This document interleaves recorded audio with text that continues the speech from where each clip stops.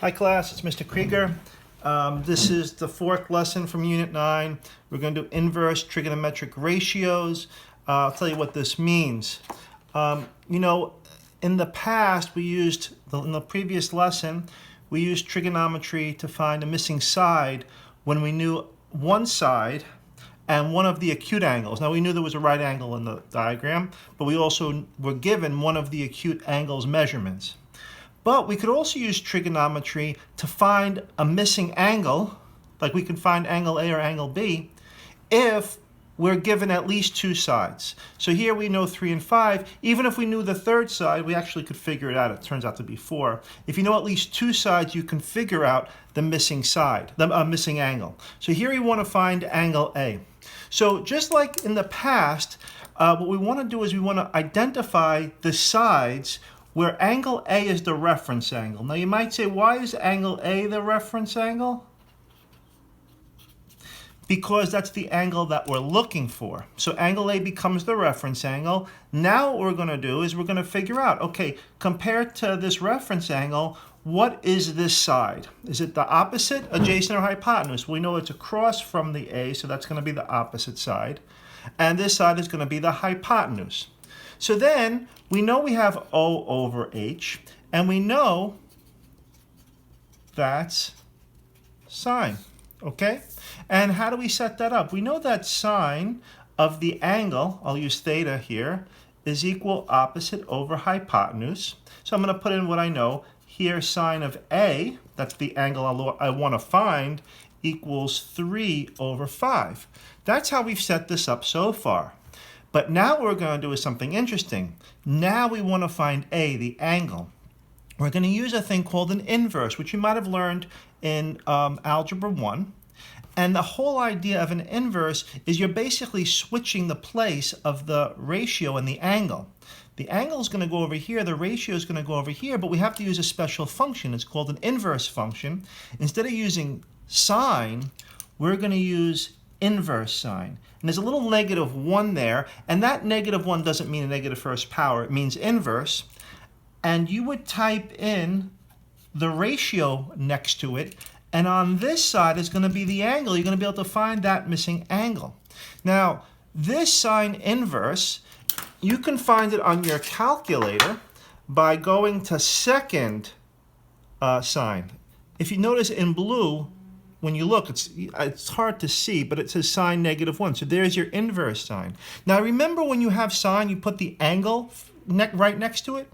Well, when you do inverse sine, you put the ratio right next to it. You see, you put 3 divided by 5. You can close the parentheses now. And you press enter, and now you found the measure of the angle. Angle A is 36.8698 ...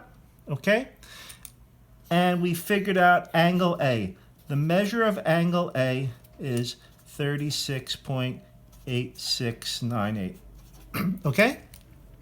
That's, that angle is in here.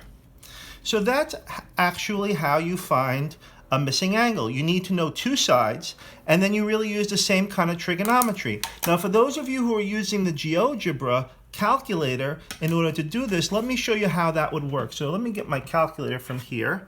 I hope that you can see it. Maybe I'll hold it up a little bit. So if you're using your Geogebra calculator, then you're going to go to this f of x here, right here. And by the way, if you don't have the calculator up, there should be a little button on the left to open up the calculator. And you'll notice you have your sine, cosine, tan, and we needed inverse sine, and there it is right there, sine -1. It puts the sine -1 right there, and then we can type in the ratio right next to it, 3/5. 3 divided by 5, and it shows up right there, 36.8698. Okay, so that's how you would use the Geogebra calculator. Let me again mention this. You have to go, if you're going to your, let me close the calculator for a second. If you don't see it, it's right here. The calculator's right here. You might go originally into 1, 2, 3, but you have to go into f of x, and you're going to use this line, sine, inverse, cosine, inverse, tan. Okay?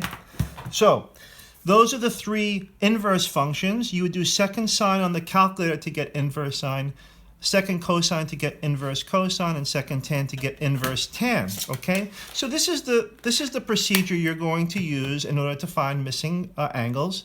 Label the sides opposite, adjacent, hypotenuse based on the reference angle, okay? Set up the appropriate trig function, so cot, toa, sine, cosine, or tan, and set up an equation. And then you're going to use the matching inverse trig function on the calculator to find the measure of the angle. Okay, so let's try to find the measure of angle B. So now we're in this corner. So based on the fact that we're looking for angle B, and that's the reference angle, from angle B, this side is the adjacent side, and this side is the hypotenuse. Well, we know adjacent over hypotenuse, well, that's cosine, right? Adjacent over hypotenuse is cosine. So now we're going to write cosine of theta, and now we make our ratio. Adjacent is 3, hypotenuse is 5. Now, because we're looking for the angle, we need to switch these. Well, the switch is the inverse.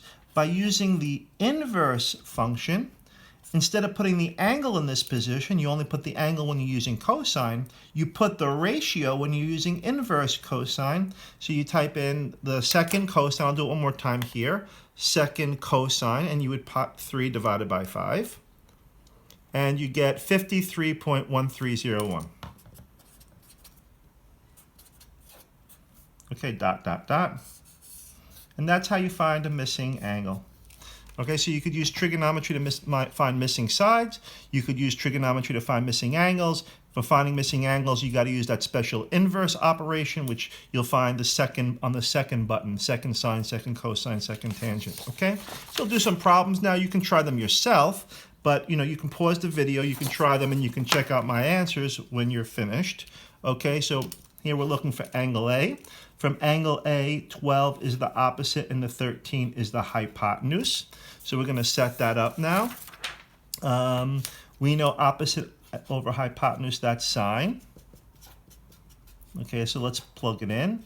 Sine of theta equals 12 over 13. Now we're going to use that second button, that inverse function, putting in 12 divided by 13 in the calculator, and you will get 67.3801 dot, dot, dot. You really should write the whole thing down, okay? Well, let's try the next one and pause the video, try it yourself. We're looking for angle B. From angle B, this side is the opposite, and this side is the adjacent side. Opposite over adjacent, we know that's tan. Okay, so we're going to write that in, tan. In this case, we're looking tan of B. Tan of B is opposite, 15 over adjacent, 24. In our calculator, we're going to write tan negative 1. Second tan, inverse tan. We're going to put in 15 divided by 24. When we put that into the calculator, we get 32.0053 dot, dot, dot. And that's the measure of angle B. Okay, let's try this next problem. Match theta with an angle and triangle ABC. So here we see all the measurements of the sides. AC is 9 feet, AB is 41 feet, CB is 40 feet. Okay, given the trig ratio, tan of theta is 40 over 9. Is the reference angle A, B, or C? So think about this. Which angle do you think we must be talking about if we're doing tan of theta equals 40 over 9? Well, the first thing you should eliminate is C. We never do trigonometry from the right angle, never, right? So now you could go to angle B, and let's see what tan would be. It would be opposite over adjacent. So that would be 9 over 40. But we don't have 9 over 40. We have 40 over 9. So let's check from A. Opposite is 40, adjacent is 9. 40 over 9 is what we got. So it was angle A. That was the reference angle for this first problem. So it was angle A. I shouldn't have circled that because let's see, in this next problem, it might be a different angle. Let's see. Given the ratio, the trig ratio, sine of theta is 9 over 41, which angle is theta, A, B, or C? Well, again, like I said, it can't be C. So we know sine is opposite over hypotenuse. So let's see, opposite, hypotenuse, it looks like we're going to be B this time. Opposite is 9, hypotenuse is 41. The answer to this one is B. Okay? Okay, let's go take a look at the next page. Okay, so we're going to take a look at a couple of real world problems over here. Okay, so it says first real world problem. A road has a grade of 34.2%. This means that the road rises 34.2 feet over a horizontal distance of 100 feet. Okay, what angle does the road make with the horizontal line? Now I know this is a little bit tricky, but what it's saying is the road rises 34.2 feet. It goes up 34.2 feet for every 100 feet horizontally. You move 100 feet horizontally this way, you move up 34.2 feet this way. Now what we need to do is we need to find the angle in this location. So label the sides. This side is opposite, this side is adjacent. We know that opposite over adjacent, that's tan. Okay, we're going to set that up. Tan of our theta is equal to 34.2 over adjacent is 100. And now you know how to find an angle. You do the inverse tan and you type the ratio here, 34.2 divided by 100, and you will get 18.8806 ... It says round the answer to the nearest degree, so that's going to be rounded up to 19 degrees. That angle there is 19 degrees. Okay, let's try the next problem. During a flight, a hot air balloon is observed by a person standing at point A. So there's the hot air balloon, there's point A, as illustrated in this diagram. The angle of elevation of point A is 28 degrees. Now, we don't know what really angle of elevation is, but they put it where it's supposed to be, which is in this corner right here. So this is 28 degrees. It says point A is 1.8 miles from the balloon measured along the ground. So down here, if you measure from where the person's standing, if you to somebody who's standing directly beneath the balloon, that would be 1.8 miles. From here to here is 1.8 miles, right? So first they want to know, what is the height of the balloon? This h value here, rounded to the nearest hundredth. So this goes back to lesson 3. How do we find a missing height when we know one side and we have an angle? So let's see, from this reference angle, because we're given the 28 degrees, this side is opposite and this side is adjacent. Well, that's going to be tan. So we're going to be using tan of theta equals opposite over adjacent. We're looking for tan of 28 equals h over 1.8. Okay, put this over 1 and cross multiply this, we get h equals 1.8 tan of 28. And when we put that in our calculator, in the 28, especially if you're using the Geogebra calculator, you're going to have to put that 28 in parentheses.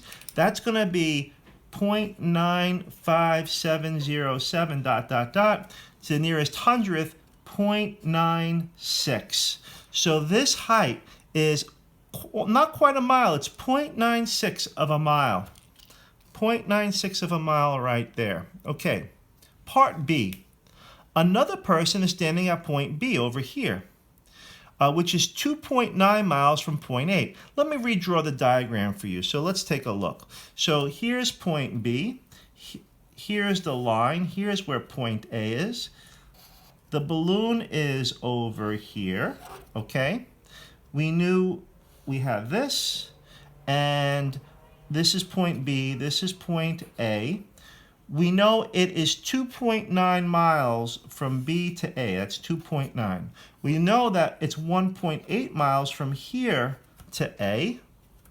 And it wants to find the distance between the balloon, this point here, and B. You want to find that distance. So, first of all, we know this distance right here, that is 0.96. We know that this distance is the difference of 2.9 and 1.8. 2.9 minus 1.8 is 1.1. So it's 1.1 miles from B to this point right directly underneath the balloon. And if you want to find this distance right here, the distance from point B to the balloon, well, this is old stuff. We know two sides of this right triangle. We don't need trigonometry for this, we could simply use the Pythagorean theorem. If we know 2 out of the 3 sides of a right triangle, those are the legs. So it's going to be 1.1 squared plus 0.96 squared equals x squared. Becomes 1.21 plus 0.9216. This becomes 2.1316 equals x squared. And you now know that you're going to have to take the square root of this in order to get x by itself. And x turns out to be 1.46. And it says to round the answer to the nearest tenth. So this distance to the nearest tenth would be 1.5 miles from B to the balloon. Okay? So that's a real world problem. This wasn't from today's lesson. This was just practice. Practice to see if you remember how to use the trig. And then always remember that trig is not always the best approach. Sometimes we go back to a procedure that we've used in the past, like the Pythagorean theorem. All right, last page. This is a review of cofunctions. If we remember, sine and cosine are cofunctions. Very simply, first of all, sine and cosine are cofunctions because this is cosine after all. And what we know about this is that the angles, when sine and cosine are equal to each other, the angles aren't equal. The angles add up to 90. So you would take the angle here and the angle here, and you would add them. You get rid of the sine, you get rid of the cosine, you just add the angle parts to 90, and that will allow you to find what x is. So this is going to become 3x plus 12 equals 90. Simple enough. 3x equals 78. And that should be, is it 26? Double check. 78 divided by 3 is 26. You got x. All right, now, when you have a problem like this, there's no numbers that we don't have to actually set up an equation, so it wants to know which equation is true. In a question like this, what I would do is I would say, well, I know that when sine is equal to cosine, the angles have to add up to 90. So let me put in a number for x in each of these problems and see which one actually makes sense. So like you can make up any number for x as long as it's between like 1 and 89, use any number, any whole number between 1 and 89 I would use. So let's pick 10. So 90 minus 10 is 80. 90 plus 10 is 100. And 80 plus 100 is not 90, so this is not true. Let's try this one. Well, this doesn't make any sense because we don't usually make sine equal to sine. We make sine equal to cosine, so that doesn't make sense. Here we have sine equal to cosine, so let's again pick a number for x, like 10. 90 minus 10 is 80, so that side is 80. This is 10. 80 plus 10 is 90. That works. But let's try one more number just to make sure. Maybe that was just a coincidence. Let's try 20. So 90 minus 20 is 70. This is 20. 70 plus 20 is 90. C is the answer, okay? You could also do the same thing to check this, but this is clearly not going to work. All right, and now you could try number 3 on your own. Again, it's like what we've done. And let's see what they're saying here. Sine of n equals cosine of L. Well, we never use the right angle in this anyway, so that doesn't make sense. So wherever you see an L, you can get rid of that. Oh, also we never do sine equal to sine here, so that's not true. Sine of m, sine of one acute angle, is equal to cosine of n, the other acute angle, so that will be the equation that is true. Okay? So work on your homework.